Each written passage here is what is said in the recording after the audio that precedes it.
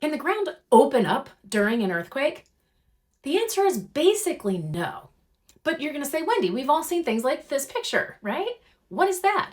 That's usually because of secondary effects from earthquake shaking. Earthquake shaking can cause things like landslides or the ground to settle in different ways, and that can create superficial cracks in the ground, right?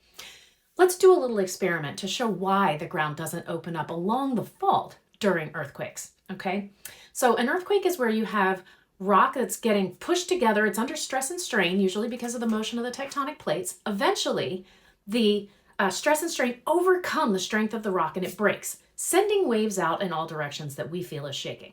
All right, so let's change tracks and think about snapping. So snap your fingers. What are you doing?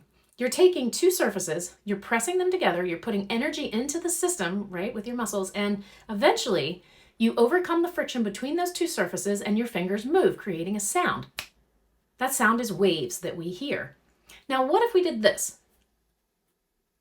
There's no sound because there's no surface creating that friction, which is then overcome, which creates the waves. So if we're thinking about faults and you have two fault surfaces pushing together, the two surfaces pushing together that create the fault, eventually when it breaks, that's what creates the waves. So if you don't have a fault, like rocks aren't touching each other because they've opened up, there's nothing to create the waves. So the fault doesn't actually open up and swallow you. What you usually see in pictures like this, those are secondary effects from the earthquake shaking.